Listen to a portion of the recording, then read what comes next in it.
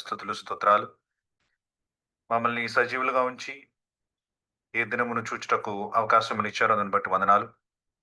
మీ వాక్యమును వినడానికి కృపనిచ్చారు. దాన్ని బట్టి స్తోత్రాలు. కొన్ని నెలలుగా నిర్గమకాండంలో ఐగుప్తు యొక్క దాస్యము నుంచి మీ బిడ్డలైనటువంటి ఇశ్రాయేలీయులను మీరెలా కాపాడారో, ఆ విధానాన్ని మేము చూడడం మొదలుపెట్టాం. ఆ సంఘటనను మేమింకా ధ్యానిస్తుండగా, ఈనాడు కూడా మాతో మాట్లాడవలసిందిగా, నన్ను మీ సిలువ చాటున మరుగుపరుచుకొని, నా జ్ఞానమును వట్టిదిగా చేసి కేవలము మీ మాటలు మాత్రమే నేను మాట్లాడగలిగినట్లుగా నాకు సెలవిచ్చి, మీ పరిశుద్ధాత్మ ద్వారా నన్ను కట్టడి చేసి, మీ బిడ్డలందరికీ కూడా ఆశీర్వాదకరమైనటువంటి సమయమును అనుగ్రహించవలసిందిగా మొరపెడుతూ, త్వరలో రాని యేసు ప్రభు అతి శ్రేష్టమైన నామమున ఈ ప్రార్థన అడిగి వేడుకుంటున్నాను తండ్రి. ఆమేన్. ఆమేన్. దైవజనుడైన మోషే రచించిన రచించినటువంటి ఈ రెండవ గ్రంథము నిర్గమకాండము, ఎక్సోడస్ అని మనం పిలుస్తాం.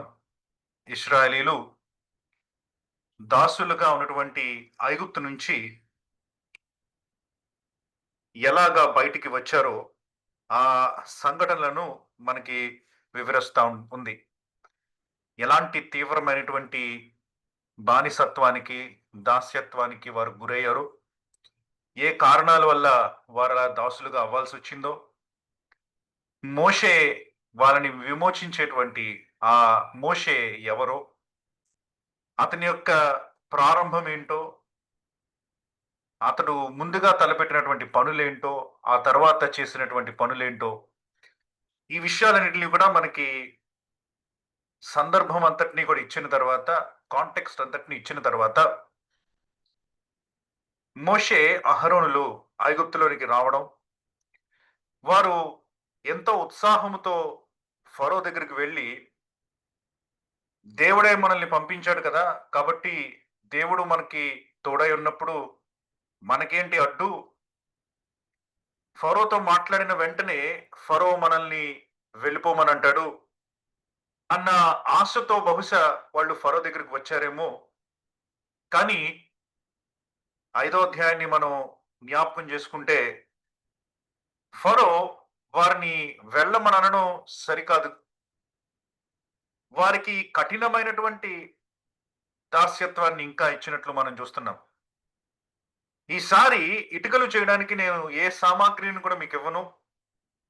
కానీ ఇదివరకు ఎలాగా ఇటుకలు చేసేవారో, ఎంత మోతాదులో చేసేవారో, అదే మోతాదులో మీరింకా ఇటుకలు చేయాలి. మట్టి మీరే సమకూర్చుకోవాలి, గడ్డి మీరే సమకూర్చుకోవాలి, దానికి కావలసినవంతా కూడా మీరే సమకూర్చుకోవాలి. కానీ మీరిచ్చేటువంటి ఔట్‌పుట్ మాత్రం తగ్గకూడదు అని ఫరో వాళ్ళ మీద ఆంక్షలు పెట్టాడు. ఇశ్రాయేలీయులంతా కూడా మనస్సు విరిగిన వారే మోషే, అహరోనుల్ని ప్రశ్నించినప్పుడు, మోషే, అహరోనులు కూడా భయపడి, బాధపడి ఏం చెప్పాలో తెలియక దేవుని దగ్గరికి వెళ్లి ప్రశ్నించినట్లు మనం చూసాం. దానికి దేవుడు గత నెల మనం చూసినటువంటి వాక్య భాగంలో దేవుడిచ్చినటువంటి భరోసాని మనం చూస్తున్నాం. నేను ఏమి చేయబోతున్నాను అని దేవుడు వాళ్ళకి 7 విషయాలని తెలిపినట్లు మనం చూసాం. I will, I will, I will అనంటూ. కానీ 6వ అధ్యాయము మనం చివరిలో గనుక చూస్తే, దేవుడు ఇదంతా చెప్పిన తర్వాత కూడా 30వ వచనం, మోషే చిత్తగించుము, నేను మాటమాంద్యము గలవాడును, ఫరో ఎట్లు వినును అని యెహోవా సన్నిధిని పలికెను అన్నటువంటి మాటతోటి ఈ అధ్యాయము ముగిస్తా ఉన్నది.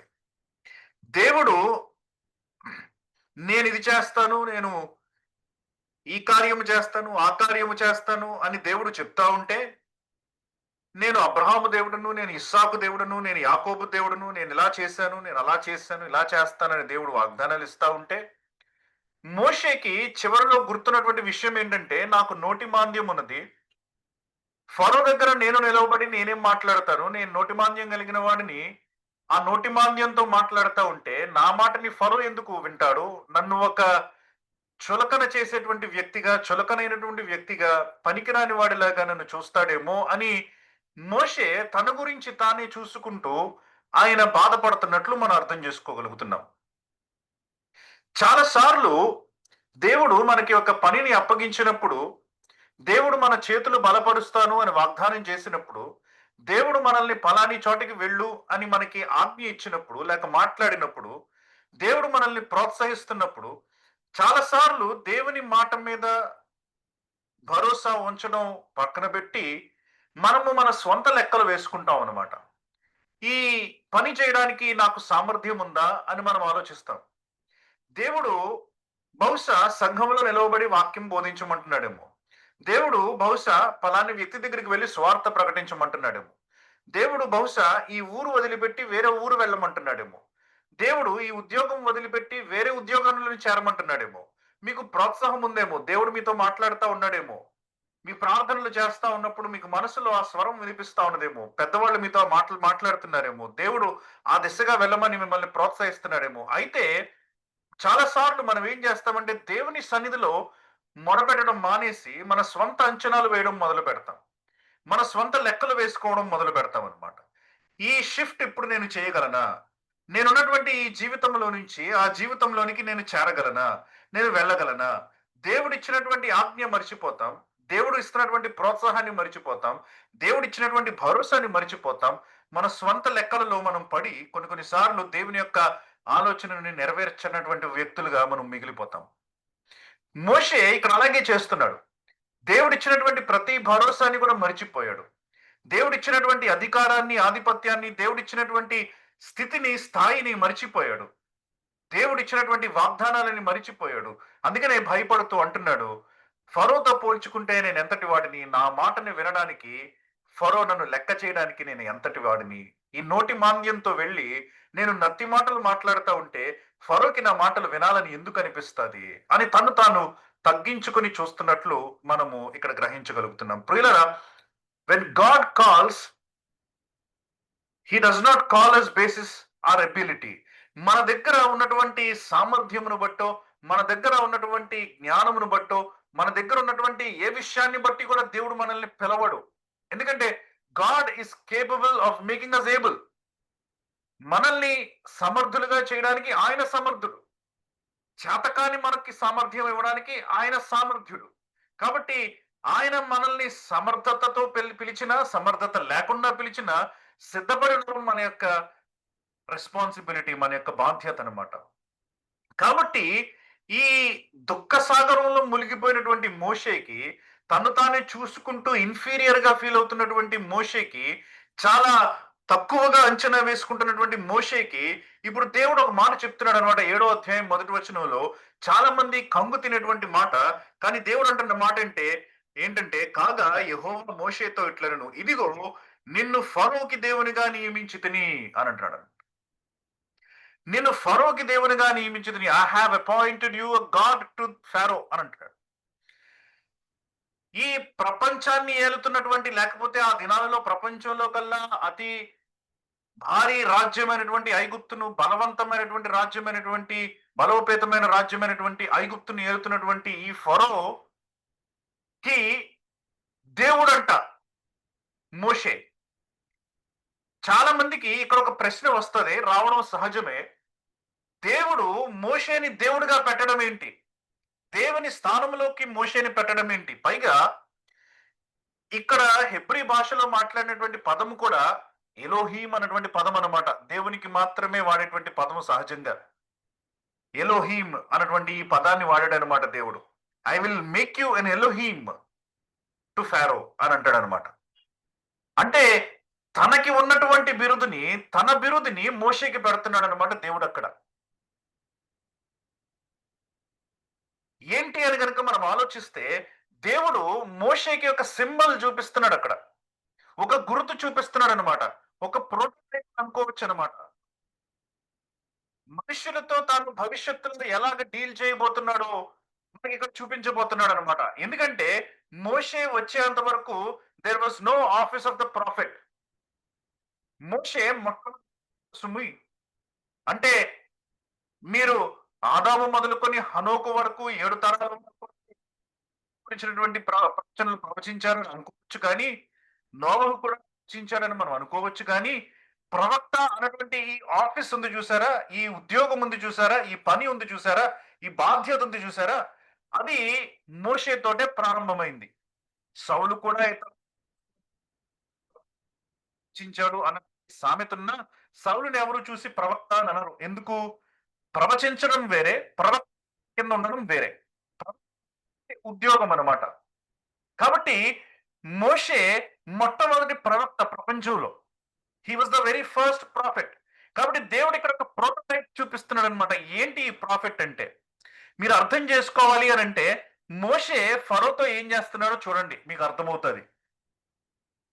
ఏం చేస్తున్నాడు మోషే? మోషే దేవుని యొక్క స్థానంలో ఉన్నాడు. మరి ప్రాఫెట్ ఎవరు?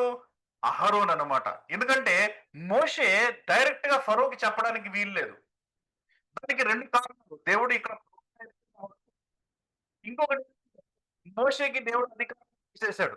నీకు నోటి మాంద్యం ఉందని నువ్వు చెప్తావు. మోషే 4వ అధ్యాయాన్ని మీరు గుర్తు చేసుకుంటే, మీ అన్నొస్తాడు. మీ అన్న మాట్లాడతాడు ఫరోతోటి. నువ్వేమో మీ అన్నకి చెప్పంతా. నేనేమో మీ అన్న ద్వారా చేయిస్తాను. అన్నట్లు దేవుడు ఆహ్, అహరోనుని నీ నోటి బూరగా ఇచ్చాడు మోషేకి. కాబట్టి మోషే దేవుడైతే అహరోను ప్రవక్త. ఐగుప్తు రాజైనటువంటి ఫరో వినేటువంటి శ్రోత, వినేటువంటి వ్యక్తి అన్నమాట. కాబట్టి ఒక ప్రోటోటైప్ ఇస్తున్నాడన్నమాట.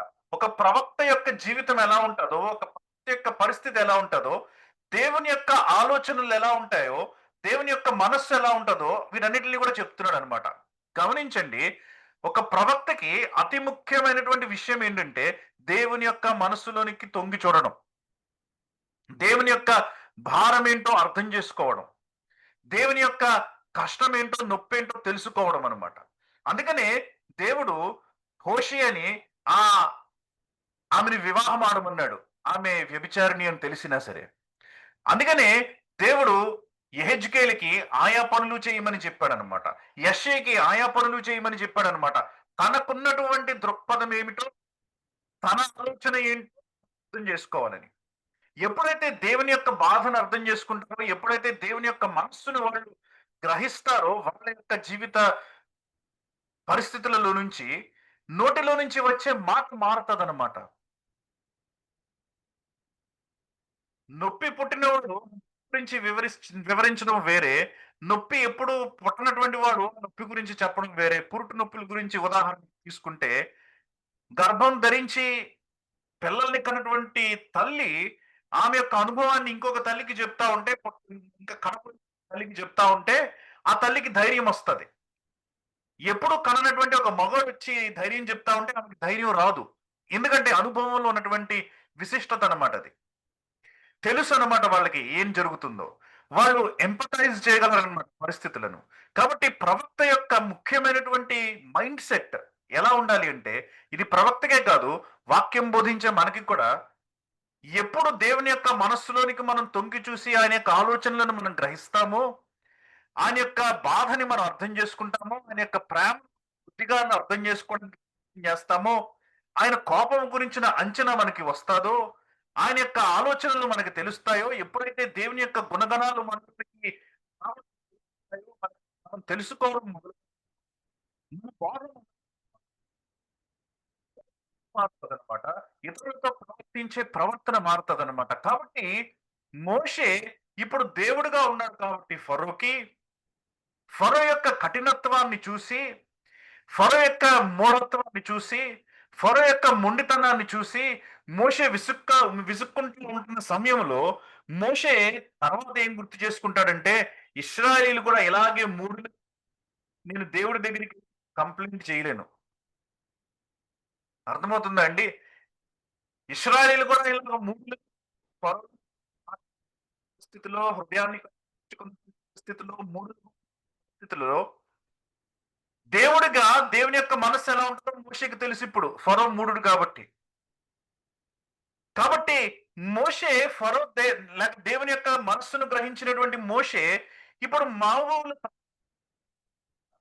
ఇశ్రాయేలీయులు మూఢుల కింద ఉండి కఠిన హృదయులు అయి వాళ్ళు ఇష్టానుసారం ప్రవర్తిస్తా ఉంటే వాళ్ళు వాళ్ళ గురించి మోషే వెళ్లి కంప్లైంట్ చేయలేడన్నమాట. అందుకనే మోషే అంతగా దేవుని మనస్సును అర్థం చేసుకున్నాడు కాబట్టి ఈ రోల్ ప్లేలో అంతగా దేవుని గురించి అర్థం చేసుకున్నాడు కాబట్టి తను ఇశ్రాయేలీయుల దగ్గర వాళ్ళ ఎదురుగా పడిపోయి తన ప్రాణాన్ని ఇచ్చేయడానికి సిద్ధపడిపోయాడు గాని దేవుని యొక్క ఉగ్రత వాళ్ళ మీదకి వస్తుందంటే ఒప్పుకోలేకపోయాడు అనమాట. ఎందుకంటే దేవునిని అంతగా అర్థం చేసుకున్నాడు మోషే. దానికి ఇది ఒక ఎక్స్పెరిమెంట్ అనమాట. కాబట్టి దేవుడు అంటున్నాడు, Moses, I'm appointing you as god. ఆరాధించబడే ఆరాధించదగ్గ దేవుడు కాదు సుమి, అధికారము కలిగినటువంటి దేవుడు అనమాట ఇక్కడ. మోషేని ఆరాధించాలని కాదు, ఫరో సాష్టాంగ నమస్కారం చేసి ఓ దేవుడు అనేసి మోషేని ఆరాధించమని కాదు దేవుడు అంటుంది అక్కడ. అధికారము నేను ఇస్తున్నాను ప్రియులారా. అందుకనే ఈ 7వ అధ్యాయము ఇక్కడ దేవుడి మాటలు మాట్లాడిన తర్వాత మోషే ఇక మళ్ళీ వెనకకి తిరగడం. ఇక్కడ నుంచి మోషే అడుగు అడుగు వేసుకుంటూ వెళ్తాడు, నిచ్చెనలో పైకెక్కుతానే కనిపిస్తా ఉంటాడు కానీ మరలా ఎక్కడ వెనకకి తిరిగినట్లు కనిపించదు అనమాట మోషే యొక్క జీవితంలో. పొరపాట్లు చేశాడు, నేను కాదని అనట్లేదు, కానీ ఇలాంటి భయాందోళనలకు వెళ్ళినటువంటి పరిస్థితులు మనకు కనిపించవు మోషే జీవితంలో. ఎందుకంటే మోసెస్ అండర్స్టూడ్. మోషే దేవుడు ఏం చెప్తున్నాడో, దేవుడు ఏం చేయించాడో తన చేత అర్థం చేసుకున్నాడు అనమాట. కాబట్టి దేవుడు చాలా స్పష్టంగా ఇక్కడ చెప్పాడు, మోషే నేను నీకు ఒక పనిని అప్పగిస్తున్నాడు అని అప్పగించాడు. తర్వాత నేను నీకు ఆజ్ఞాపించినది యావత్తు నీవు పలుకువలను, ఫరో తన దేశంలోని ఇశ్రాయేలును పోనివ్వలని నీ అన్నయ్య అహరోను అతనితో చెప్పును. ఇదంతా మనకి వివరించడానికి ఏమీ లేదు అందులో. అయితే నేను ఫరో హృదయమును కఠినపరచి, ఇక్కడ మనలో చాలా సార్లు చాలా మందికి ప్రశ్న వస్తూ ఉంటుంది. మనం ఈ ప్రశ్నలన్నింటినీ కూడా ఈ ప్రశ్నలు వచ్చిన టైంలో డీల్ చేద్దామని మనం ఈ నిర్గమకాండం ప్రారంభంలోనే ఒక డీల్ చేసుకున్నాం మనం. కాబట్టి let's stay true to that. కాబట్టి ఇక్కడ ఫరో హృదయమును దేవుడు కఠినపరిచినట్లు రాస్తున్నాడు అనమాట. దేవుడు ఫరో హృదయాన్ని కఠినపరిచాడా? చాలా క్వశ్చన్ అండ్ ఆన్సర్ సెషన్స్ లో ఇదొక ప్రశ్న అనమాట. చాలా మంది విశ్వాసులకి ఇదొక ప్రశ్న అనమాట. సరిగ్గా జవాబు చెప్పడం చాలా మందికి తెలియదు. దేవుడు ఫరో హృదయాన్ని కఠినపరిచాడా? కఠినపరిచాడు అని చెప్తా ఉంది వాక్యం. కఠినపరచలేదు అని నేను ఎలా చెప్పలేను. దేవుడు ఫరో హృదయాన్ని కఠినపరిచాడు కాబట్టి ఫరోకి ఏంటి బాధ్యత ఇంకా? ఫరోకి ఏంటి బాధ్యత ఇంకా అని ఆలోచిస్తారు. దేవుడు ఫరో హృదయాన్ని కఠినపరిచాడు కానీ దేవుడు ఇక్కడ చెప్తున్నటువంటి సందర్భంలో కఠినపరచలేదు సుమి. జాగ్రత్తగా గమనించాలి. ఎందుకని మన వాక్యం చదువుతా ఉన్నప్పుడు దేవుడు 4వ అధ్యాయంలో ఒకసారి చెప్పాడు, నేను ఫరో హృదయాన్ని కఠినపరుస్తానని. మీకు సమయం ఉంటే మరలా వెళ్ళి వచనాలు చదవండి. ఇక్కడ 7వ అధ్యాయంలో మరలా చెప్తున్నాడు అనమాట. కానీ దేవుడు ఏం చేస్తా ఉన్నాడు ఇక్కడ? భవిష్యత్తులో ఎప్పుడో జరిగేది చెప్తున్నాడు ఇక్కడ. నేను ఫరో హృదయంను కఠినపరచి ఐగుప్తు దేశంలో నా సూచక క్రియలను నా మహత్కార్యములను విస్తరింపజేసేదను. ఫరో మీ మాట వినడు, కానీ నేను నా చెయ్యి ఐగుప్తు మీద వేసి గొప్ప తీర్పుల చేత నా సేనలను ఇశ్రాయేలీయులైన నా ప్రజలను ఐగుప్తు దేశం నుండి వెలుపలికి రప్పించేదను. ఇది మొత్తం టైం లైన్ ఇస్తున్నాడు అనమాట దేవుడు. ఫరో హృదయాన్ని ఇప్పుడే కఠినపరిచేస్తున్నాను అనలేదు కదా దేవుడు. ఫరో హృదయాన్ని రేపొద్దున్నే నేను కఠినపరుస్తున్నాను అని అనలేదు కదా దేవుడు. ఫరో హృదయాన్ని నేను భవిష్యత్తులో ఎప్పుడో కఠినపరుస్తాను అది దేవుడు అన్నాడు. కాబట్టి ఎప్పుడు కఠినపరిచాడు అని కనుక మీరు ప్రశ్నిస్తే మనం చదువుకుంటూ వెళ్దాం. ఫరో హృదయం ఎన్నిసార్లు కఠినమైంది అని మాట మీరు చదవడానికి ప్రయత్నం చేస్తే 7వ అధ్యాయంలో 13వ వచనం దగ్గరికి వచ్చి చదివితే యెహోవా చెప్పినట్టు ఫరో హృదయము కఠినమైంది. దేవుడు కఠినపరిచాడా? లేదు. ఫరో హృదయం కఠినమైంది. ఆయన అంతటా ఆయనే చేసుకున్నాడు అనమాట. 7:22 చూడండి. ఐగుప్తు శకునగాండ్రు కూడా చేయగా యెహోవా చెప్పినట్టు కఠినమాయను. మరలా దేవుడు కఠినపరిచాడా? లేదు. ఫరోయే కఠినపరిచాడు రెండోసారి. 8వ అధ్యాయం 15వ వచనం చూడండి. ఫరో ఉపశమనము కలుగుట చూచి యెహోవా సెలవిచ్చినట్టు తన హృదయంలో కఠినపరుచుకొని. ఎవరు కఠినపరిచారు? దేవుడు కాదు, ఫరోయే చేసుకున్నాడు. 19వ వచనం చూడండి. శకునగాండ్రు ఇది దైవశక్తి అని ఫరోతో చెప్పి అయినా సరే అయితే యెహోవా చెప్పినట్టు ఫరో కఠినమాయను. మరలా ఎవరు చేశారు? తనే చేసుకున్నాడు. 4వసారి ఇది 32వ వచనం కూడా చూడండి. అయితే ఫరో ఆ సమయమును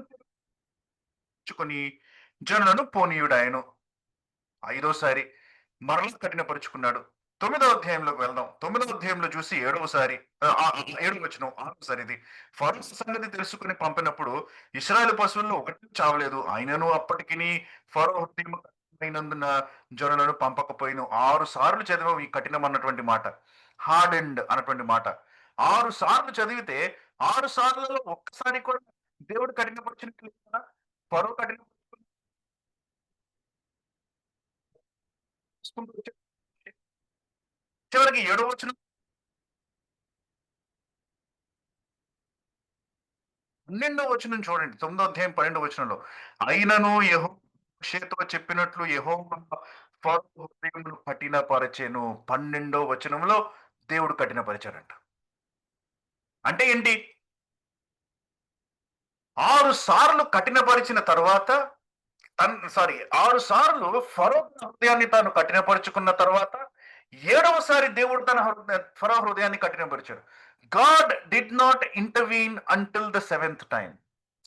ఇంకా సెవెంత్ కూడా కాదు, ఎయిత్ అని కూడా అనుకోవచ్చు. ఎందుకంటే 5వ అధ్యాయంలో కూడా కఠినపరుచుకున్న మాట మారలేదు గానీ అక్కడ 5వ అధ్యాయంలో కూడా వదిలిపెట్టేయనంటే ఎవరు అసలు యెహోవా గురించి నేను వినలేదు అని శ్రమ ఎక్కువ చేశాడు కదా! అది కూడా అతని హృదయం కఠినమైనట్టు అని మనం అనుకుంటే 7 సార్లు హృదయాన్ని కఠినపరుచుకున్నాడు తనంతట తానే. దేవుడు ఏమీ ప్రోత్సహించలేదు. ఎనిమిదవసారి అప్పుడు దేవుడు కఠినపరిచాడనమాట. ఇదే అంటున్నాడు దేవుడు. I will harden pharaoh's heart అంటే మొదటిసారి కర్రను పడేస్తే పాము అయిపోయిన వెంటనే నేను కఠినపరిచేస్తాను అని అనలే. టైం ఇస్తున్నాడనమాట దేవుడు ఫరోకి. టైం ఇచ్చి వెయిట్ చేస్తున్నాడనమాట ఫరో. చేస్తాడో తెలుసు దేవుడికి చేయడని.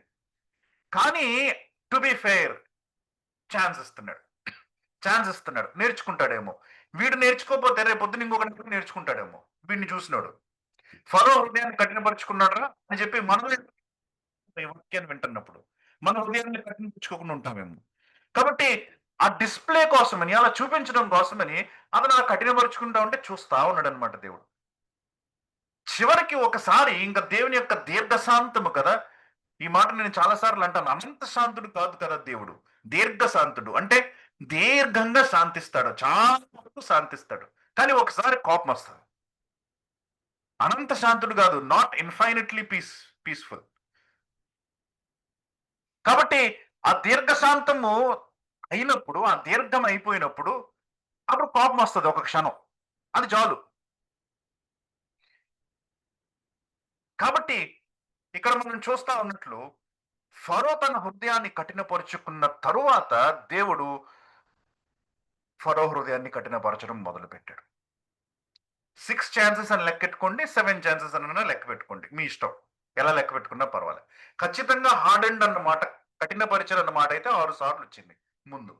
9వ అధ్యాయం 12వ వచనంలో మొట్టమొదటిసారి దేవుడు ఫరో యొక్క హృదయాన్ని కఠినపరుస్తున్నట్లు మనం చూస్తాం. ఇది ఏంటి మరి? ఒకవేళ దేవుని తత్వం ఇదైతే, దేవుని యొక్క తత్వము ఇలాంటి మారని తత్వం గాబట్టి, ఎప్పుడూ దేవుడు ఇలాగే ప్రవర్తించాలి. ప్రవర్తిస్తాడా? ప్రవర్తిస్తాడు. రోమీయులకు రాసిన పత్రిక మొదటి అధ్యాయం గనుక మనం చూస్తే, రోమీయులకు రాసిన పత్రిక మొదటి అధ్యాయము 24వ వచనము నుంచి మనం చదువుతా ఉంటే, మనకి తెలిసినటువంటి మాటలే. బాగా స్పష్టంగా తెలిసినటువంటి మాటలే. దేవుని యొక్క సృష్టి ఎలా అయితే దేవుని యొక్క గుణాల గురించి వర్ణిస్తా ఉందో అదంతా పైన చెప్పిన తర్వాత 24వ వచనం నుంచి అంటాడనమాట. ఈ హేతువు చేత వారు తమ హృదయములను అనుసరించి తమ శరీరములను పరస్పరం ఇచ్చుకున్నట్లు దేవుడు అప్పగించెను. అప్పగించెను. పై వచనాలన్నీ చదివినటువంటి వ్యక్తులు, గనులు పై వచనాలన్నీ చదవకుండా ఏం చేస్తారంటే దేవుడు అప్పగించేశారంట అని చదువుతారు. దేవుడు అప్పగించడానికి పైన ఏం జరిగిందో చూడండి మరి. ఎంత దీర్ఘశాంతం వహించారో చూడండి మరి. అంతసేపు వెయిట్ చేసి అప్పుడు చివరికి అప్పగించారంట. God gives up but after long time. అమాలేకీయులను తీరుస్తానని చెప్పాడు దేవుడు అబ్రహాంకి. కానీ చాలా సంవత్సరాలు ఎదురు చూశాడు. సొదొమ గుమ్మర వాళ్ళకి తీర్పు తీర్చడానికి దేవుడు చాలా సంవత్సరాలు ఎదురు చూశాడు. కనానులో ఉన్నటువంటి వ్యక్తులకు తీర్పు తీర్చడానికి దేవుడు చాలా సంవత్సరాలు వెయిట్ చేశాడు. ఇశ్రాయేలీయులకు తీర్పు తీర్చడానికి దేవుడు చాలా సంవత్సరాలు వెయిట్ చేశాడు. అమాలేకీయుల మధ్యలో దేవుడు అబ్రహాము వ్యక్తిని నిలబెట్టి అబ్రహాము యొక్క జీవితాన్ని చూపించి, అబ్రహాం యొక్క సాక్ష్యాన్ని చూపించి, ఇదిగో దేవుని వలన ఆశీర్వదించబడిన వాడు ఇలా ఉంటాడు అని చూపించి వాళ్ళ మనసులు మార్చుకునేటట్టు ప్రయత్నం చేశాడు కూడా దేవుడు. సాక్ష్యాధారాలు లేకుండా, ప్రయత్నాలు లేకుండా దేవుడు దేన్ని దహించడు. దేవుడు దేన్ని అన్యాయంగా ముగించడు. అబ్రహాం చూపించాడు అమాలేకీయులకి. జీవితాన్ని చూపించాడు. ఇస్సాకు జీవితాన్ని చూపించాడు. యాకోబు జీవితాన్ని చూపించాడు.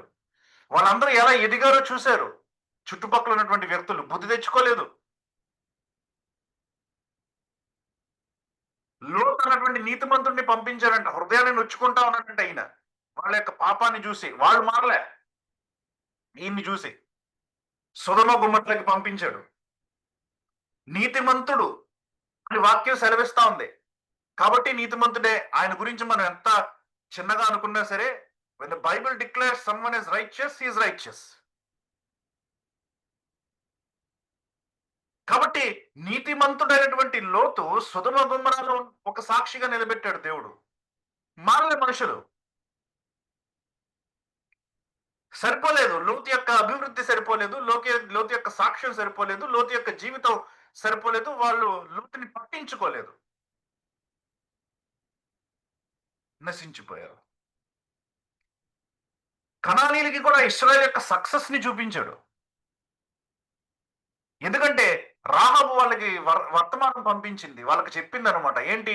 దేవుడు ఎలాగ సహాయం చేశాడో మీకు మాకంతా తెలుసు. ఎలాగ సముద్రాన్ని పాయలు చేశాడో ఎరుకో వాళ్ళకి తెలియదు అనుకుంటున్నారా? ఇశ్రాయేలు గురించి ఐగుప్తులో ఏం జరిగిందో ఎరుకో వాళ్ళకి తెలియదు అనుకుంటున్నారా? హాయి వాళ్ళకి తెలియదు అనుకుంటున్నారా? చుట్టుపక్కల ఉన్నటువంటి రాజులకి తెలియదు అనుకుంటున్నారా? అయినా సరే కఠినపరుచుకున్నారు.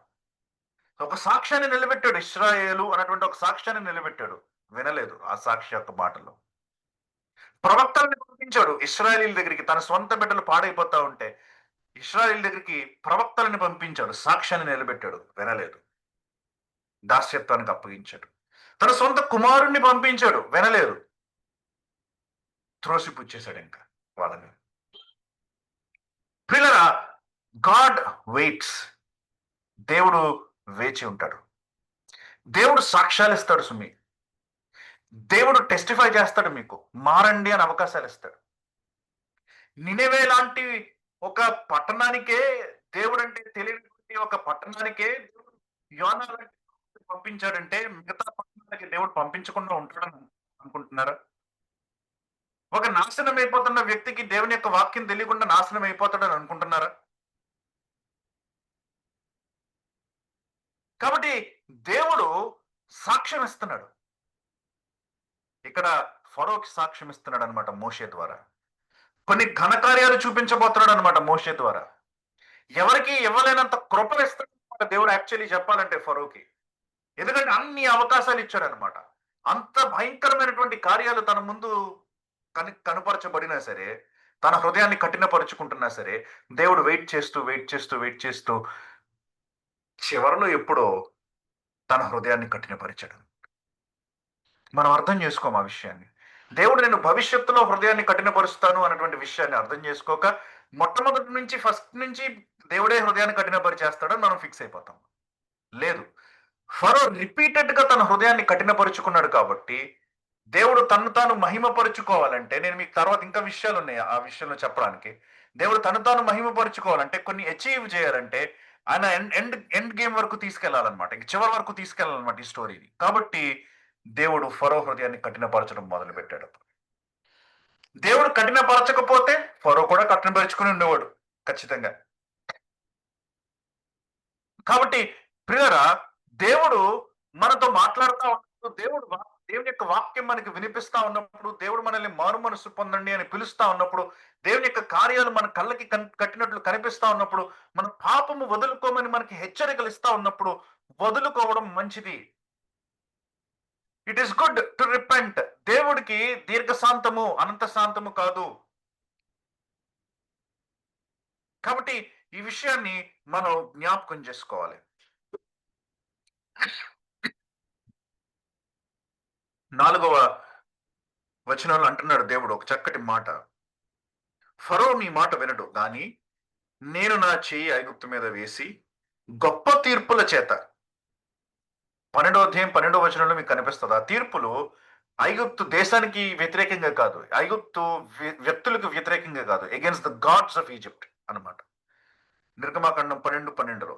ఆ తీర్పులు దే ఐగుప్తు యొక్క దేవతలకు విరుద్ధంగా అన్నమాట. తీర్పుల చేత నా సేనలను, ఎంత చక్కటి మాట అంటున్నాడో చూడండి. నా సేనలను, ఇశ్రాయేలీయులైన నా ప్రజలను, మై హోస్ట్స్, మై పీపుల్ అని అంటున్నాడు. ప్రియులారా, ఇది గమనించారా మీరు ఎప్పుడన్నా సరే? మనల్ని దేవుడు తన సైన్యంగా పిలుచుకుంటున్నాడు. చక్కగా ఓ పాట పాడతాం. కాల్బలమందు సవారి చేయక అని మనం పాట పాడుతా ఉంటాం. కాల్చకపోయినా, విమాన దళములో ఎగరకపోయినా నేను యేసుని వీరుడను అని. సైన్యంలో ఉండాలంటే మనకి ఎంతో ఇష్టం. దేవుని యొక్క సైన్యం అని. కాబట్టి చెప్పుకుంటాం అన్నమాట మనం. వారియర్స్ ఫర్ క్రైస్ట్ అని పెట్టుకున్నారు ఒక ఒక ఒక ఒక సంస్థ.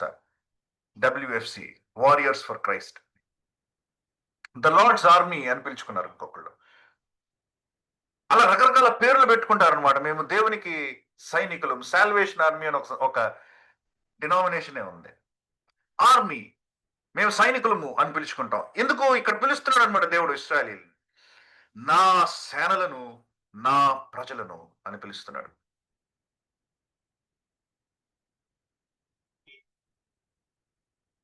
ఫిలిష్తీ రాజు ఉన్నాడు అనుకోండి సౌలు యొక్క కాలంలో. ఆ ఫిలిష్తీయ రాజు యొక్క బలాన్ని దేన్ని బట్టి అంచనా వేస్తారో తెలుసా? అతని దగ్గర ఉన్నటువంటి గొల్యాతును బట్టి. ఎందుకంటే గొల్యాతు లాంటి వాడు ఒక్కడుంటే ఆ సైన్యం ముందు ఆ గొల్యాతు ఇలాగా ఆజానుబాహుడు అలాగా నుంచుని ఉంటే మిగతా వాళ్ళందరూ వణికిపోతూ ఒకరు అడుగు వేయ యుద్ధం చేయడం చేస్తే చచ్చిపోతాం అన్న భయంతో ఆ సైన్యం తిరుగులేనటువంటి సైన్యం అన్నమాట. అందుకనే సమూయేల్లో దినవృత్తాంతాలలో రాస్తా ఉంటాడనమాట. దావీదు దగ్గరంట 30 మంది బలాఢ్యులు ఉన్నారంట. ఆ 30 మందిలో కల్లా మళ్ళా ముగ్గురు చాలా మంది చేసిన కార్యాలు తెలుసా? The strength of the king is as good as his army. ప్రపంచంలో అమెరికాని మనం చూసి సూపర్ పవర్ ఎందుకంటాం? ఎందుకంటే అమెరికాకున్నంత మిలిటరీ మైట్ ఇంకొక దేశానికి లేదు.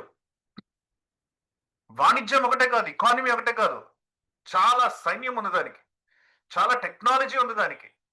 యుద్ధం జరిగితే ఏ దేశాన్నైనా ఓడించగలిగినటువంటి సామర్థ్యం ఉంది అమెరికాకి. కాబట్టి సూపర్ పవర్ అని అంటాం.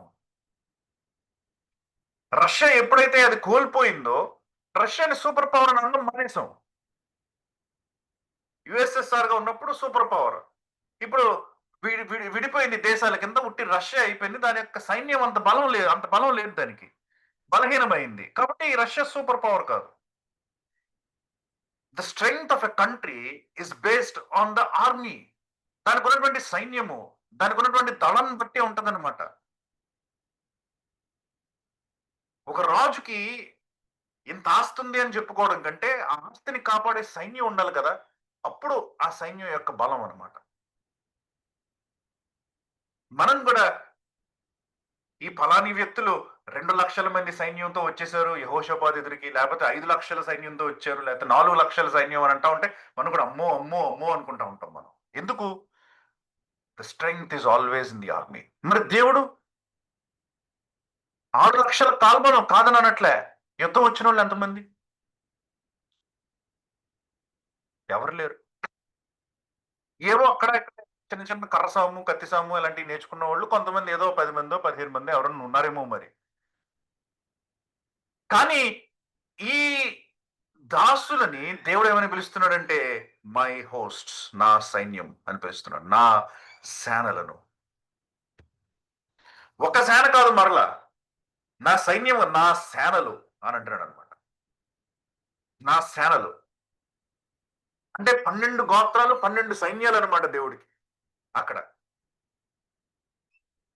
వ్యూహం వ్యూహం తీరినట్టు వాళ్ళని తర్వాత మనం మనం చూస్తాం కదా! ఆ ప్రత్యక్షపు గుడారం చుట్టూ వాళ్ళు ఎలా కూర్చుని వాళ్ళు ఎలాగా టెంట్‌లేసుకునేవాళ్ళో, ఒక వ్యూహం తీరినట్టు వాళ్ళు వాళ్ళు టెంట్‌లేసుకునేవాళ్ళనమాట. It was all military type ఇదనమాట. ఏ బ్యాచ్‌కి ఆ బ్యాచ్ సెపరేట్‌గా చాలా డిసిప్లిన్డ్‌గా. ఎందుకంటే ఇది దేవుని యొక్క సైన్యం. నా ప్రజలు అని పిలుస్తున్నాడు. ప్రియులారా,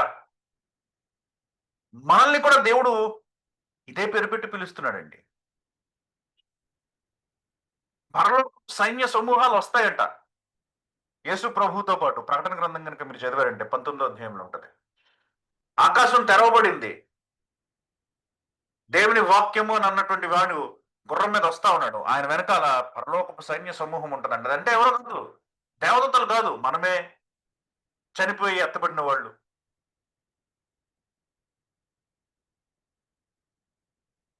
ఆయనతో పాటు ఆరోహణమైన వాళ్ళు.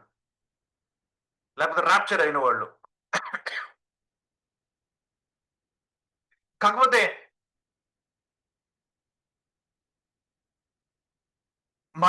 కాబట్టి మనల్ని కూడా దేవుడు సైన్యం అని పిలుస్తా ఉన్నాడు.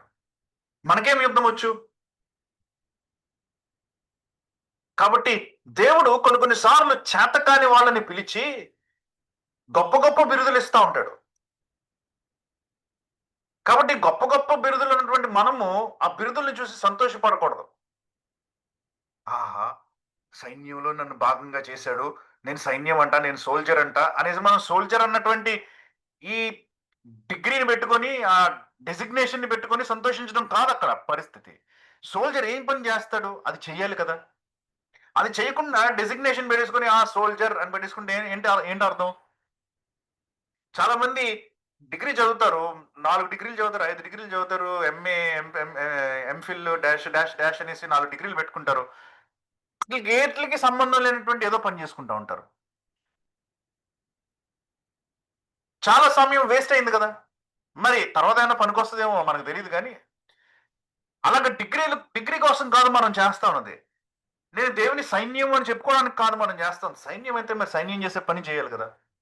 సైన్యం అయితే మనం కాంకర్ చేయాలి కదా! ఆయనకి రాజ్యాల్ని. సైన్యం అయితే మరి ఆయన యొక్క రాజ్యాన్ని డిఫెండ్ చేయగలగాలి కదా! ఆయన మీదకి అలాగే ఆయన భారీ అయినటువంటి సంఘం మీదకి వేస్తున్నటువంటి ప్రతి బాణాన్ని కూడా మనం ఆపగలగాలి కదా! సైన్యం అయితే. మనం పనులు చేయకుండా నేను సైన్యం అని చెప్పుకుంటే ఏంటి? దేవుడు మనల్ని సైన్యము అని చెప్తా ఉంటే గొప్పగా ఫీల్ అవ్వాలి సరే నేను కాదనట్లేదు గానీ గొప్ప విషయమే అది. కానీ దానికంటే ఎక్కువ భయపడాలి కూడా. దేవుడు మనల్ని పిలిచి "అరేయ్! ఈడు నా స్నేహితుడు" అని చెప్తే, ఓహ్! నేను యేసుప్రభు స్నేహితుడినా అనేసి ఖుషి అయిపోకుండా దానికి తగ్గ జీవితం జీవించాలి కదా! అని భయపడాలి కూడా. పిల్లలు దేవుడు అందుకనే చేతకానోళ్ళైనటువంటి ఇశ్రాయేలీయుల్ని నా సైన్యము అని పిలుస్తున్నాడు. నా సైన్యము అని చెప్తున్నాడు.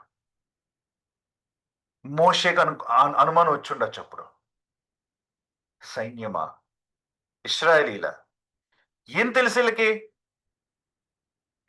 మట్టి పిసకడం కూడా సరిగ్గా చేయలేకపోతున్నారు. గడ్డి ఎక్కడ వెతకాలో కూడా తెలియట్లేదు. ఈళ్ళు సైన్యమా? కానీ దేవుడికి వాళ్ళే కావాలి. ప్రియులారా, బయటికి తీసుకొనొస్తాను అని దేవుడు వాగ్దానం చేస్తున్నాడు. 6వ వచనం చూస్తే, మోషే అహరోనులు యెహోవా తమకు ఆజ్ఞాపించినట్లు చేసిరి. అలాగుననే చేసిరి. అంటే కంప్లీట్‌గా చేశారన్నమాట. వాడు ఫరోతో మాట్లాడినప్పుడు మోషేకు 80 ఏండ్లు, అహరోనుకి 83 ఏండ్లు. 80 ఇయర్స్ అంట, 83 ఇయర్స్ అంట. ఎందుకు రాసాడిక్కడ అని మీరు ఆలోచించొచ్చు. చాలా మంది అనుకుంటారు మోషే 120 సంవత్సరాలు బతికాడు కదా! సుమారుగా మోషే చనిపోవడానికి కొంచెం ముందు కొన్ని నెలల ముందు అహరోను చనిపోయాడు. కాబట్టి అహరోను కూడా 123 సంవత్సరాలు బతికేసాడు. మరి మోషే కంటే ఒక ఒక ము కొన్ని నెలల ముందే చచ్చిపోయాడు కాబట్టి 3 ఏళ్ళు పెద్దోడు కాబట్టి 122 లేకపోతే 123 అన్నా ఖచ్చితంగా బతికే ఉంటాడు. బర్త్‌డేని బట్టి. కాబట్టి జనరల్‌గానే ఆ దినాల్లో అందరూ అంతే బతికేసేవాళ్ళేమో. యెహోషువ కూడా 100 పైనే బతికాడు. అందరూ అదే టైం ఏమో అదే అలాగే బతికేస్తారేమో అని అనుకుంటా ఉంటాం మనం. కానీ మోషే స్వయాన రచించినటువంటి 90వ కీర్తన గనుక మీరు చదివితే చాలామంది ఈ కీర్తన ఏంటో తెలుసు. చాలా సార్లు ప్రార్థనలో కూడా మనం ఈ కీర్తన వాడతాం గానీ, ఇది మోషే రాసిందని మనం గుర్తుంచుకోం కొన్ని కొన్ని సార్లు. 90వ అధ్యాయము మీరు పైన గనక చూసారంటే, ఆ కీర్తనకి పైన స్పష్టంగా ఉంటదనమాట. దైవజనుడైన మోషే చేసిన ప్రార్థన అని ఉంటది. అందులో 10వ వచనం ఏమంటున్నాడంటే, "మా ఆయుష్కాలము 70 సంవత్సరములు, అధిక బలమున్న ఎడల 80 సంవత్సరములు" అని అంటున్నాడనమాట. మోషే రాస్తున్నాడండి ఇది. మోషే ఏమంటున్నాడంటే, "మా ఆయుష్కాలము" అంటే ఆయన దినాల్లో ఉన్నటువంటి ఆయుష్కాలము 70 అంట, అధిక బలం ఉంటే 80 అంట. ఇప్పుడు మోషే ఎక్కడున్నాడు? అధిక బలంలోకి వచ్చేసాడనమాట. క్రాస్ చేసేసాడు అధిక బలం. 80 అయిపోయింది. సో, మోషే తన దృష్టిలో తను ఆలోచిస్తా ఉన్నప్పుడు, తన దృష్టిలో తను ఆలోచిస్తా ఉన్నప్పుడు, మోషే అధిక బలంలోకి క్రాస్ అయిపోయి చావు కోసం ఎదురు చూస్తున్నటువంటి వ్యక్తండి. 120 సంవత్సరాల కలని ఆలోచించొద్దు. ఈ రోజుకి దేవుడు మోషేతో మాట్లాడుతున్నటువంటి ఈ సమయానికి 80 సంవత్సరాలు నిండిపోయినటువంటి మోషే ఎప్పుడొస్తదా నా చావు అని ఎదురు చూస్తా ఉన్నాడనమాట. అలాంటి వయస్సులో ఉన్నాడనమాట. ముసలివాడనమాట. వృద్ధుడనమాట. ఆయన ఆరోగ్యం బాగానే ఉండుండొచ్చు. కానీ ఆయన మాటలే చెప్తున్నా నేను. వేరే ఒకళ్ళ మాటలు కూడా కాదు. అధిక బలమైతే 80 సంవత్సరాలు. ఆ 80 సంవత్సరాల్లోనే ఉన్నాడు. అధిక బలంలో ఉన్నాడిప్పుడు. కాబట్టి మోషే బలాన్ని బట్టి మేబీ ఇంకొక 5, 10 ఏళ్ళేమో దేవుడు బహుశా ఈళ్ళని బయటకి తీసుకొనెళ్తాడు. అక్కడ దాకా నన్ను వాడుకుంటాడు. ఆ తర్వాత ఇంకెవడినో ఇచ్చి పంపించేస్తాడు. దేవుడు నా పని అయిపోయింది అని మోషే అనుకుంటా ఉండొచ్చు. తెలీదు కదా! 40 సంవత్సరాలు తిరగాలని చెప్పి 120 సంవత్సరాలు బ్రతుకుతాడని ఈయనకి తెలీదు కదా! ఇయన్నీ గూడా ఇప్పటికి. కాబట్టి 80 సంవత్సరాల వ్యక్తిని ఎన్నుకున్నాడు. 83 సంవత్సరాల వ్యక్తిని ఎన్నుకున్నాడు. వీళ్ళ చేత ఘనమైనటువంటి కార్యాలు చేయించాడు. వీళ్ళలాంటి మోషే లాంటి ప్రవక్త ఇంకొకడెవడు లేడు. అహరోనుని మొట్టమొదటి ప్రధాన యాజకుని కింద ఎన్నుకున్నాడు. ఈ వయస్సంతా ఇదంతా కూడా ఎప్పుడు రిటైర్మెంట్ దాటిపోయి చనిపోయేటువంటి సమయంలో అన్నమాట. దేవునికి మీ వయస్సుతో నిమిత్తం లేదు. దేవునికి మీ శక్తితో నిమిత్తం లేదు. దేవునికి ఏది అవసరం లేదు మీ దగ్గర నుంచి. ఒక్క రెడీనెస్ చాలు. నువ్వున్నావా? నేనున్నాను. నేనున్నా నన్ను పంపించు. చాలు దేవుడికది. నీకిదుందా? అదుందా? చూడు. రెజ్యూమే తీసుకురా. రెజ్యూమే తీసుకొనొస్తే ఈ క్వాలిఫికేషన్ ఉందా? టిక్. ఈ క్వాలిఫికేషన్ ఉందా? టిక్. ఇందులో ట్రైనింగ్ ఉందా? టిక్. అక్కర్లేదు దేవుడికి.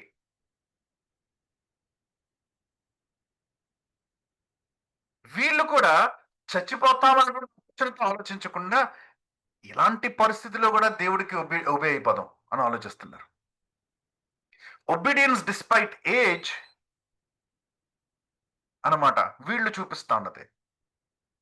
సెలక్షన్ డిస్పైట్ ఏజ్ దేవుడు చూపిస్తున్నది. కాబట్టి నాకు 60 సంవత్సరాలు వచ్చేసాయి, నాకు 50 సంవత్సరాలు వచ్చేసాయి అని అనుకుంటా కొంతమంది ఉంటే నో ప్రాబ్లం. అప్పుడు కూడా దేవుడు వాడుకుంటాడు. రెడీగా ఉంటే చాలు. అయ్య బాబోయ్! నాకు కాళ్ళు చేతులు కూడా పని చేయట్లేదు. అస్సలు సమస్య లేదు. దేవుడు అప్పుడు కూడా వాడుకుంటాడు. అవేమి దేవుడికి అడ్డంకులు కాదు. When God ఇంటెండ్స్ to use you ఆయన ఎలాగన్నా వాడుకుంటాడు. కాబట్టి సిద్ధంగా ఉండడం మాత్రమే నేర్చుకోవాలి. విధేయత చూపించడం మాత్రమే నేర్చుకోవాలి. అందుకనే అక్కడ రాస్తున్నాడనమాట. యెహోవా తమకు ఆజ్ఞాపించినట్లు చేసిరి, అలాగుననే చేసిరి అని రెట్టించి రాస్తున్నాడనమాట. ఎప్పుడు? 80 సంవత్సరాల వయసులో, 83 సంవత్సరాల వయసులో. ఇప్పుడు ఎళ్ళమంటావా దేవా అని అంటాం మనమైతే. 80 సంవత్సరాల్లో నన్ను ఎవరినన్నా పిలిచి, పలానా చోటుకెళ్ళి సువార్త చెప్పు అని దేవుడు అన్నాడంటే, ఇప్పుడు ఎళ్ళమంటావా దేవా ఈ వయసులో?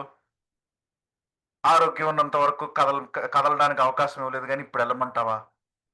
ప్రియులారా, we need to be ready at any point in our life. అందుకనే ఇక్కడ ఏజ్‌ని పర్టిక్యులర్‌గా రికార్డ్ చేస్తున్నాడన్నమాట. 8వ వచనం చూస్తే, మరియు యెహోవా మోషే అహరోనులతో ఇట్లా అనెను. ఫరో మీ శక్తి చూపుటకై ఒక మహత్కార్యం కనపరచుడని మీతో చెప్పునప్పుడు, కాబట్టి దేవుడికి తెలుసు ఫరో అడుగుతాడని. మీ శక్తి చూపుటకై ఒక మహత్కార్యం చూపించండి అని అడుగుతాడంట. ఈ జనము వాళ్ళకి సూచనలు కావాలి అని యేసుప్రభు వారు తిట్టారు కదా! ఇశ్రాయేలీయుల్ని. మాకొక సూచన చూపించు, మాకొక సూచన చూపించు అంటే, ఈ జనం వాళ్ళకంటే మొత్తం ఆ తరం అంతా ఒకటే తరం అన్నమాట. ఏంటో తరం? సాతాను యొక్క తరం. ఈ తరం వాళ్ళకి అనంటే అదేదో యేసుప్రభు పుట్టిన టైంలో ఉన్నటువంటి జనరేషన్ అని అనుకోవద్దు. ఆ జనరేషన్ ఏంటంటే it's a generation that belongs to the devil. వాళ్ళకి ఎప్పుడు ఏం కావాలి? ప్రూఫ్ ఏది? ప్రూఫ్ ఏది? నువ్వు దేవుని కుమారుడవని ప్రూఫ్ ఏది? నువ్వు మారుమనసు పొందావని ప్రూఫ్ ఏది? దేవుడు నిన్ను పిలిచాడని ప్రూఫ్ ఏది? ప్రూఫ్ అడుగుతా ఉన్నాడన్నమాట. డౌట్ పెడతా ఉంటాడనమాట. ఇది నిజమా? అననమాట. ప్రూఫ్ ఏది? అని అడుగుతా ఉంటాడు. కాబట్టి ఫరో అడిగాడనమాట ఇక్కడ. ఒక మహత్కార్యం చూపించండి అని అడిగినప్పుడంట 9వ వచనంలో చెప్తున్నాడు. నీ అహరోనును చూచి నీ కర్రను పట్టుకొని ఫరో ఎదుట దాన్ని పడవేయమను. అది సర్పముఖను. కాబట్టి మోషే అహరోనులు ఫరో యొద్దకు వెళ్లి యెహోవా తమకు ఆజ్ఞాపించినట్లు చేసిరి. అంటే ఏంటి? ఫరో అడిగాడనమాట మోషే అహరోనులను చూసి, ఏది మీ శక్తి ఏంటో చూపించండి. మీ గొప్ప దేవుడు అంటున్నారు కదా! ఏంటో గొప్పతనం చూపించండి. అహరోను ఏం చేశాడు? ఫరో ఎదుటను, అతని సేవకుల ఎదుటను తన కర్రను పడవేయగానే అది సర్పమాయెను. మోషే కర్ర కాదు సుమి, అహరోను కర్ర. ఫస్ట్‌లో ఏమో మోషే కర్ర. 4వ అధ్యాయంలో పడేసినప్పుడు సర్పమైంది. ఇప్పుడేమో అహరోను కర్ర. గుర్తుంచుకోండి అది. ఇక్కడ ఒక చిన్న ట్విస్ట్ ఉంది. ఎందుకంటే 4వ అధ్యాయం 3వ వచనంలో కూడా మోషే కర్రను పడేసినప్పుడు సర్పమైంది అని రాసాడు. పామయింది అని రాసాడు. అక్కడ హెబ్రీ భాషలో ఉన్నటువంటి ట్రాన్స్‌లేషన్ ఏంటంటే, నఖాష్ అనేటువంటి ఒక పదం అన్నమాట. నఖాష్ అనేటువంటి ఒక పదాన్ని వాడాడన్నమాట అక్కడ 4:3లో. దాని అర్థం ఏంటంటే, మామూలుగా రోజువారీ స్నేక్ అన్నమాట. కనిపించే పాము అన్నమాట. మనకు రోజు రోడ్ మీద కనిపించకపోవచ్చు. ఈ దినాల్లో ఎక్కడన్నా మీరు పాముల్ని చూస్తా ఉంటే టీవీలోని ఎప్పుడో చూస్తా ఉంటే మామూలుగా కనిపిస్తాయి కదా! అది అన్నమాట పాము. మామూలు పాము. అంతకు మించి ఇంకెక్కువ ఇమాజిన్ చేసుకోక్కర్లే. కానీ 7వ అధ్యాయం 10వ వచనంలో ఇక్కడ రాసినటువంటి పాము ఉంది చూసారా? ఈ పాము నాకాష్ కాదు. ఈ ట్రాన్స్‌లేషన్ ఏంటంటే తనిన్ అన్నమాట. తనిన్ అన్నటువంటి ఒక పదం వాడాడన్నమాట. ఈ తనిన్ అన్నటువంటి పదం ఏంటో తెలుసా? ఇది బహుభయంకరమైనటువంటి పాము అన్నమాట ఇది. నిజానికి పాము కాదు. కరెక్ట్‌గా చెప్పాలంటే డ్రాగన్ అనాలన్నమాట దీన్ని. ఇది డ్రాగన్ వచ్చేసిందని అనుకోవద్దు. అక్కడ అర్థం ఏంటంటే చాలా భయంకరమైనటువంటి, బలమైనటువంటి, గంభీరమైనటువంటి ఒక పాము అన్నమాట. మామూలు పాము కాదది. మరి దాన్ని ఎలా ఇమాజిన్ చేసుకోవాలో మనకు బొమ్మ లేదు కాబట్టి మనం ఇమాజిన్ చేసుకోలేము. ఊహించడానికి ప్రయత్నం చేద్దాం. మామూలుగా మీకు రోజు కనిపించే పామయితే కాదు. చాలా భయంకరంగా మరి ఎనకొండ టైప్‌లో పెద్దగా ఉందా? లేకపోతే దానికేమన్నా కార్లున్నాయా సెపరేట్‌గా? దానికేమన్నా ఉందా దానికి? అది మనకు తెలీదు. కానీ ఇది చాలా గంభీరమైనటువంటి పాము. దానిని చూసిన వెంటనే ప్రజలందరికీ భయమేస్తదనమాట. అలాంటి పామనమాట అది. అప్పుడు ఫరో తన విద్వాంసులను చిన్న ఐగుప్తు శకునగా అంటూ తమ మంత్రముల చేత అలాగే చేసిరి. వారిలో సర్పం గాని మింగివేయగా అని మనం చూస్తాం. వాళ్ళు కూడా చేయగలిగారు సుమి. వాళ్ళు కూడా రిపీట్ చేయగలిగారు. వాళ్ళు కూడా మిమిక్ చేయగలిగారు. వాళ్ళు కూడా డూప్లికేట్ చేయగలిగారు. అక్కడ మనకు ఒక చాలా గంభీరమైన లెసన్ ఉందన్నమాట అక్కడ. ఎందుకంటే బైబిల్ అంతటిని తెలిసిన వాళ్ళు మీలో ఉంటే మీరు ఆలోచించండి ఒక క్షణం. ఇలాంటి సంఘటన ఇంకెప్పుడైనా జరిగిందా బైబిల్‌లో? ఒక వ్యక్తి అహరోనుని, మోషేని పక్కన పెట్టేస్తే, అన్యుడైనటువంటి ఒక వ్యక్తి ఒక కర్రని పట్టుకొని దానిని నేల మీద పడేస్తే అది పామైపోయింది అంటే అది సామాన్యమైనటువంటి మంత్రం కాదది. సామాన్యమైనటువంటి మంత్రం కాదది. సామాన్యమైనటువంటి డార్క్ ఆర్ట్ కాదది. సామాన్యమైనటువంటి మరి ఏమంటారో నాకు దాని యొక్క పదం తెలీదు గానీ, సామాన్యమైనటువంటి విషయం కాదది. అది. ఈళ్ళు భయంకరమైన అపవిత్రాత్మలతో నిండిపోయినటువంటి వాళ్ళు. వీళ్ళు చాలా హై లెవెల్ పీపుల్ అన్నమాట. అకల్ట్ ప్రాక్టీసెస్ చేస్తున్న వాళ్ళన్నమాట. బ్లాక్ మ్యాజిక్ అని అంటారు కదా! సో, అలాంటి భయంకరమైనటువంటి చీకటి వృత్తులన్నీ కూడా చేస్తున్నటువంటి భయంకరమైనటువంటి వ్యక్తులన్నమాట. కర్రను పడేస్తే పామైపోవడం ఏంటి లేకపోతే. అది మామూలు మ మనుషులు దేవుని యొక్క సహాయం లేకుండా. మీకు తర్వాత ఎప్పుడైనా మీరు చూస్తే ఇలాంటి పనులు చేసినోళ్ళు ఎవరు కనిపించరు మీకు. ఈవెన్ బబులోన్‌లో చూడండి. బబులోన్‌లో వాళ్ళు మాక్సిమం ఏం చేసేవాళ్ళు? కలకి భావనలు చెప్పేవాళ్ళనమాట. అంతే బబులోను వాళ్ళకి. వాళ్ళ యొక్క లెవెల్ అంతవరకే అనమాట. మీకు తర్వాత కూడా కనిపిస్తా ఉంటది. కర్ణపిశాచం కలిగిన స్త్రీ అని అంటారు. ఆవిడేం చేసింది? ఆవిడేం చేయలే. ఇలాంటి పనులు చేసేది కాదు ఆవిడ. ఇది పీక్ అన్నమాట. ఈ ఆకల్ట్‌కి పీక్ అన్నమాట. అప్పుడు ఒక ప్రశ్న వస్తదన్నమాట మరి. అప్పుడున్నది తర్వాత ఎందుకు లేదు? అప్పుడు ఐగుప్తులో ఇంత భయంకరమైనటువంటి మంత్రాలు, ఇలాంటి బ్లాక్ మ్యాజిక్ అంతా ఉంటే, ఇలాంటి భయంకరమైనటువంటి పరిస్థితి ఉంటే ఇప్పుడెందుకు లేదు? లేకపోతే మరి తర్వాత కాలాల్లో ఎందుకు లేదు? సొలొమోను టైంలో, దావీదు టైంలో, సౌలు టైంలో, న్యాయాధిపతుల టైంలో ఎందుకు లేదు? యేసుప్రభు టైంలో ఎందుకు లేదు? ఇప్పుడెందుకు లేదు ఇంత తీవ్రంగా? కర్రను పడేస్తే పామైపోవడం లాంటివి. ఇప్పుడెందుకు చేయట్లేదు అనంటే, ఏదో జరిగిందనమాట మధ్యలో. ఏం జరిగింది? జలప్రళయం రాలేదు కదా! ఏం జరిగింది? జ్యేష్ఠులు చచ్చిపోయారనమాట. జ్యేష్ఠులు చచ్చిపోతే ఏమవుతది అని గనక మనం ఆలోచిస్తే, ఈ వృత్తులున్నాయి చూసారా? ఇవి కేవలం ఈ మంత్రాలు చేసేటువంటి వాళ్ళ దగ్గరే ఉంటాయన్నమాట. ఇక్కడ అన్నాడు కదా! విద్వాంసులు, మంత్రజ్ఞులు అని అన్నాడు. కాబట్టి ఐగుప్తులో ఉన్న ప్రతి ఒక్కడికి ఈ విద్యలు రావు. కొంతమంది సెలెక్ట్ పీపుల్ ఉన్నారనమాట. వాళ్ళకే ఈ విద్యలొచ్చు. దేవాలయాల్లో పనిచేసేటువంటి పూజారులు ఇలాంటి వాళ్ళు ఉంటారనమాట కొంతమంది. వాళ్ళ దేవాలయాల్లో పనిచేసేటువంటి వ్యక్తులు. వాళ్ళల్లో కూడా మళ్ళీ స్పెసిఫిక్ కొంతమంది మాత్రమే ఉంటారు. వాళ్ళకి యాక్సెస్ ఉందన్నమాట. ఇలాంటి మరి అపవిత్రాత్మలతో కలిసి జీ జీవించినటువంటి అనుభవం ఉన్నట్టుంది వాళ్ళకి. కాబట్టి వీళ్ళేం చేస్తున్నారంటే వాటిని నేర్చుకుంటున్నారు. నేర్చుకొని ఎవరికి పడితే వాళ్ళకివ్వరు. ఎవరికిస్తారంట? పిల్లలకిస్తారు. హెరిడిటరీ. చాలా మంది అంతే కదా! విద్యని బిడ్డలకి ఇచ్చేవాళ్ళు ఇదివరకు. సొంత పిల్లలకి ఇచ్చేవాళ్ళనమాట. పైగా ఇలాంటి తీవ్రమైనటువంటి జ్ఞానము ప్రతి ఒక్కళ్ళకి ఇవ్వకుండా వీళ్ళ తర్వాత ఒక్కడిని ఎంపిక చేసుకున్నారనమాట. ఆళ్ళ పొజిషన్‌లోకెళ్ళడానికి. అహరోను తర్వాత ప్రధాన యాజకుడి కింద ఎవరవ్వాలి? అహరోను యొక్క జ్యేష్ఠ కుమారుడు అవ్వాలనమాట. అహరోనుకి నలుగురు పిల్లలున్నా సరే, వాళ్ళల్లో ఈ ప్రధాన యాజకుడు అయ్యే హక్కు ఎవరికుంది? జ్యేష్ఠ కుమారుడికి. ఆడు చచ్చిపోతే ఆ తర్వాత వచ్చినోడు. చచ్చిపోతే ఆ తర్వాత వచ్చినోడు. జ్యేష్ఠ కుమారుడికనమాట. అలాగే ఈ ఐగుప్తు మంత్రజ్ఞులలో కూడా ఇలాంటి భయంకరమైనటువంటి విద్యలు ఎవరికి పాకుతాయి? జ్యేష్ఠులకి పాకుతాయన్నమాట ఫస్ట్. దేవుడు జ్యేష్ఠుల్ని చంపేయడం వల్ల ఆ విద్యని హరించేశాడనమాట. పక్కకు తీసేసాడనమాట. దేవుడు ఏది కూడా ఊరికే వ్యర్థంగా చేయడు సుమి. జ్యేష్ఠుల్ని చంపాడంటే దేవుడు అక్కడ కారణం. జ్యేష్ఠుల్ని చంపాల్సిన అవసరం ఉంది. లేకపోతే దేవుడికి సరదాగా చంపేద్దాం ఈరోజు ఎవరిని చంపుతాం అని అనుకుని జ్యేష్ఠుల్ని చంపుతాం అని ఆలోచిస్తాడు అనుకుంటున్నారా? దేవుడు అలాంటోడు కాదు. If there is a need he will do. ఎందుకంటే అందరికంటే ఎక్కువ ప్రాణం యొక్క విలువ తెలిసింది దేవుడికే. ఆయనే పెట్టాడు కదా ప్రాణాన్ని. అది ఎంత విలువైనదో ఆయనకే తెలుసు. కాబట్టి జ్యేష్ఠుల్ని చంపినప్పుడు ఈ విద్యలన్నీ కూడా హరించిపోయాయి అన్నమాట. ప్రతి జ్యేష్ఠుడికి ఆ విద్య వచ్చుండుండేది. ఆడు చిన్నోడైతే ఇంకా నేర్చుకుని ఉండకపోవచ్చు.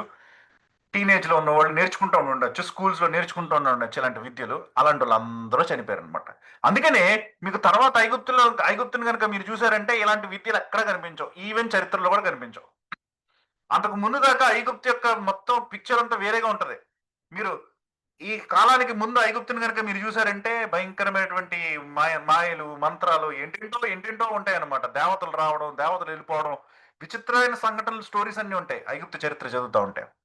ఆ తర్వాత ఏదో చరిత్ర చదువుతున్నట్టు కొంచెం విడ్డూరంగానే ఉంటది కానీ మరీ అంత విచిత్రంగా ఉండదు. There will be a change అనమాట. ఇది అయిన తర్వాత. ఎందుకంటే జ్యేష్ఠుల యొక్క మరణం అక్కడ. What ever God does is essential. అవసరం అనమాట. ఆ విద్యలన్నిటిని కూడా తీసేయాలి కాబట్టి మానవ జ్ఞానంలో నుంచి దేవుడు వాటన్నిటిని తీసి పడేశాడు. మరలా వస్తాయి అంత్య దినాల్లో. ఆ విద్యలు వస్తాయి మరలా. రాకుండా పోవు. ఎందుకంటే అబద్ధ ప్రవక్త ఉన్నాడు చూసారా? వాడు ప్రతిమకు మాట్లాడేటువంటి శక్తినిస్తాడు వాడు. సో ఇలాంటి విద్యలు ఏదో తీవ్రమైనటువంటి ఇలాంటి బ్లాక్ మ్యాజిక్ ఇలాంటివి మళ్ళీ వస్తాయి. ఎందుకంటే మరలా అంత్య దినాల్లో ఈ అపవిత్రాత్మలు మనుషులతోటి సాంగత్యం చేయడం, అపవిత్రాత్మలు మనుషులకి క్రొత్తైనవి నేర్పించడం ఎక్కువ అవుతాయి. మరి మన దినాల్లో ఏం జరుగుతుందో మనకు తెలియదు గానీ ఇవి ఎక్కువ అవుతాయి. కాబట్టి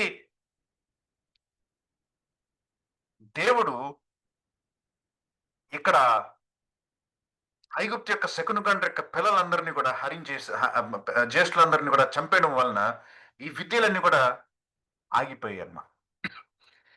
మరి పాము ఎందుకన్నా అని మీరు అడగచ్చు. పక్షులు చేయొచ్చు, లేకపోతే ఎలకని చేయొచ్చు, పోనీ ఇంకేదో జంతువుని చేయొచ్చు, సింహాన్ని చేయొచ్చు, ఇదేదన్నా చేయొచ్చు కదా! పామెందుకు? పామెందుకు అనడానికి కారణం ఉంది. ఎందుకంటే మీరెప్పుడు చూడండి. ఫరో అని కొట్టి మీరు ఎప్పుడన్నా గూగుల్‌లో తర్వాత ఎప్పుడన్నా మీకు అవకాశం వచ్చినప్పుడు ఫరో అని కొట్టి మీరు బొమ్మలు చూస్తే బొమ్మలేస్తారు కదా! ఫరో నెత్తి మీద ఎప్పుడూ ఒక పాము ఉంటది. కోబ్రా. ఫరో నెత్తి మీద. అతని నెత్తి మీద ఒక తలపాగా ఉంటది. విచిత్రమైన తలపాగా ఒకటి ఉంటది. దాని మీద ఎప్పుడు కూడా ఒక పాము ఉంటదనమాట. ఫరోన్ నెత్తి మీద. దేవుడు ఇక్కడ ఏం చెప్తున్నాడంటే, ఫరో నీ పావుని నేను మింగేపోతున్నా. నీ తల మీద ఉంది చూసావా? అధికారం అని చెప్పుకొని నీ కిరీటం పెట్టుకున్నావు చూసావా? I'm going to take it away. అది మింగబడేటువంటి రోజులొస్తున్నాయి. These are the end days for you అని దేవుడు అక్కడ చెప్తున్నాడన్నమాట ఫరోకి. సాతాను ఒక అంతవరకు దేవుని యొక్క కార్యాలని మిమిక్ చేయడానికని ప్రయత్నం చేయొచ్చు. డూప్లికేట్ చేయడానికని ప్రయత్నం చేయొచ్చు. యాస్ ఇట్ ఈస్‌గా చేయలేడు వాడు. సాతాను దేవుడంత పవర్‌ఫుల్ గాదు. చాలా మంది అనుకుంటూ ఉంటారు. సాతానికి దేవుని నా మనసులో ఏమన్నా నేను ఆలోచిస్తా ఉంటే సాతానుకు తెలుసా? అన్న ప్రశ్న ఎసారు ఎవరో ఒకసారి నాకు. తెలీదు. ఎందుకంటే నరుని యొక్క అంతరంగంలో ఉన్నటువంటిది తెలిసినది దేవుడు ఒక్కడికే అంట. వాక్యం చెప్తుంది ఆ మాట. హృదయ రహస్యములను ఎరిగేటువంటిది దేవుడు ఒక్కడే. No one else knows what's in our heart. మనం కూడా కాదు కంప్లీట్‌గా. దేవుడికి తెలుసు. మరి సాతానికి తెలీదు. మనసులో ఉన్నది తెలీదు. కానీ వాడు చాలా తెలివైనోడు కాబట్టి మనం చేస్తున్న పనులను బట్టి మనం ఏం ఆలోచిస్తున్నాం గెస్ చేయగలడనమాట. కొన్ని కొన్ని సార్లు చూసి ఏంటిది ఇది ఆలోచిస్తున్నావు అని చెప్పుకుంటూ ఉంటాం కదా! మనం ఒకసారి. ఇది ఆలోచిస్తున్నావా? అని అడుగుతా ఉంటాం. ఎందుకంటే చూస్తావు కాసేపు ఆళ్ళేం జేస్తున్నారో దాన్ని బట్టి ఓహ్! పలానా విషయం ఎళ్తా ఉందన్నమాట వాళ్ళ మనసులో అని మనం గ్రహించగలం అనమాట. సాతాను కూడా అలా గ్రహించగలడు. వాడెప్పుడు డూప్లికేట్ చేయగలడనమాట. అందుకని గర్జించు సింహము వలె చేయగలడనమాట అంతే. గర్జించు సింహం గాదు వాడు. గర్జించు సింహము వలె చేయగలడు. He will always, always, always try to mimic God. దేవుడిని ఇమిటేట్ చేయడానికి ప్రయత్నం చేస్తాడు. ఇమిటేషన్ అనమాట. డూప్లికేట్ అనమాట. ఫేక్ అనమాట. కాబట్టి సాతాను యొక్క ఇమిటేషన్‌ని చూసి దేవుని యొక్క కార్యంగా దయచేసి మోసపోవద్దు సుమి. ఎందుకంటే ఈ దినాల్లో రోల్డ్ గోల్డ్ గాని, లేకపోతే ఇమిటేషన్ జ్యువెల్లరీ గాని ఎంత చక్కగా వస్తున్నాయంటే బంగారంకి మించిపోయి వస్తున్నాయన్నమాట. కాబట్టి చాలా మందికి ఇమిటేషన్‌కి, గోల్డ్‌కి మధ్యన తేడా తెలీదు. ఇమిటేషన్ డైమండ్‌కి, గోల్డ్‌కి నిజమైన డైమండ్‌కి మధ్యన తేడా తెలీదు. ఈ మధ్యన ల్యాబ్‌లో కూడా డైమండ్‌లు తయారు చేస్తున్నారు. దానికి ఒరిజినల్ డైమండ్‌కి మధ్యలో తేడా మైక్రోస్కోప్ కింద పెట్టి కొన్ని పరీక్షలు చేస్తేనే తెలుస్తదనమాట. అప్పుడు కూడా తెలియకపోవచ్చు అని అంటున్నారు చాలా మంది. ఇమిటేషన్స్ ఎక్కువైపోతున్నాయన్నమాట ఈ దినాల్లో. Don't fall for the imitations. అరే! ఇది కూడా కర్ర పడిపోయిందిరా, సర్పం అయిపోయిందిరా అని అనుకోవద్దు. దేవుని యొక్క సర్పం మింగేస్తది ఈటిల్ని. చివరికి అదొక్కటే మిగులుతదనమాట. ప్రపంచంలో ఎన్ని అతీతమైనటువంటి, విచిత్రమైనటువంటి, పనికిరానటువంటి మతాలొచ్చినా సరే, మార్గాలొచ్చినా సరే, ఎన్ని రకాలైనటువంటి డైవర్షన్స్ వచ్చినా సరే, ఎంత భయంకరమైనటువంటి కన్‌ఫ్యూజన్‌ని క్రియేట్ చేసినా సరే, అల్టిమేట్‌లీ ఒక్కటే ప్రివైల్ అవుతది. There is only one thing that will prevail and that is the word of God and that is God. దేవుడు మాత్రమే ప్రివైల్ అవుతాడు. దేవుడు మాత్రమే మిగులుతాడు చివరికి. ఇంక ప్రపంచంలో ఉన్నటువంటి మిగతావన్నీ కూడా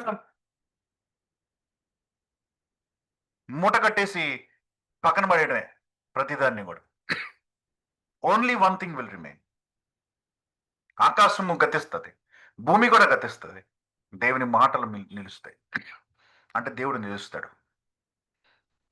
ప్రియులరా, కాబట్టి ఈ 13 వచనాలే ఈరోజు నేను చెప్పాలనుకుంటున్నాను. ఎందుకంటే తర్వాత మనం ఆహ్, తెగుళ్ళలోకి ఎళ్తాం కాబట్టి తెగుళ్ళన్నీ ఒకేసారి కవర్ చేస్తే బావుంటది. ఆహ్, కాబట్టి నెక్స్ట్ సెషన్‌లో తెగుళ్ళన్నీ మనం చూసుకుందాం. కాబట్టి 13 వచనాల్ని నేను హ్యాండిల్ చేయాలని నేను ఆశపడుతున్నాను. కాబట్టి కీ విషయాలు పనికిరానటువంటి మనల్ని దేవుడు ఎన్నుకుంటాడు. సిద్ధంగా ఉండండి మీరు. దేవుడు ఏ పని చేయాలనుకుంటున్నాడో, ఆ పని చేయాలనుకోవడం మన ద్వారా ఆ పని జరిగించాలనుకుంటే దానికోసం సిద్ధంగా ఉండండి. మీరు లెక్కలేసుకోవద్దు. దేవునికి మీ సిద్ధపాటుని తెలియజేయండి. దేవుడు ఫరో హృదయాన్ని కఠినపరిచాడు. కానీ దానికి ముందు ఫరో 6 లేక 7 సార్లు తన హృదయాన్ని కఠినపరుచుకున్నాడు. ప్రియులారా, దేవుడు మన హృదయాన్ని కఠినపరిచేటువంటి పరిస్థితికి వచ్చిందంటే చేయి దాటిపోయినట్టే. మన హృదయాన్ని పరుచుకోవద్దు సుమి. సమయం ఉండగానే బదలుగొట్టుకొని ఆ హృదయాన్ని దేవునికి అప్పగించండి. ఎందుకంటే పనికిరానటువంటి మనల్ని నా సైన్యం అని పిలుస్తున్నాడు. పనికిరానటువంటి మనల్ని నా ప్రజలు అని పిలుస్తున్నాడు. కాబట్టి యవన వయసులో ఉన్నా సరే, వృద్ధులవుతా ఉన్నా సరే, వృద్ధులు అయిపోయినా సరే, బలమున్నా, బలము పోయినా సరే, దేవుణ్ణి వినడము, దేవునికి విధేయత చూపించడం నేర్చుకోండి. ప్రియులారా, బయట అనేక రకాలైనటువంటి ఇమిటేషన్స్ ఉన్నాయి. వాటన్నిటిని చూసి మోసపోవద్దు. సడన్ గా చూసినప్పుడు మధ్యలో వచ్చిన వ్యక్తికి ఏది అహరోను సర్పమో, ఏది ఈ విద్వాంసుల యొక్క, మంత్రజ్ఞుల యొక్క సర్పమో తెలిసుండకపోవచ్చు సడన్ గా వచ్చి చూసిన వాళ్ళకి. కానీ జాగ్రత్తగా గమనిస్తే తెలుస్తుంది వాట్ ఈస్ చేసింగ్ వాట్ అని. ఏది దేన్ని వెంటబడుతుందో తెలిసిపోద్ది. గమనించండి అందుకనే, పరీక్షించండి అందుకనే, చూడండి అందుకనే. ఎందులో అథారిటీ ఉంది, ఎందులో పవర్ ఉంది, ఎందులో స్వేచ్ఛ ఉంది, ఎందులో దేవుని యొక్క ప్రేమ ఉంది అర్థం చేసుకోండి.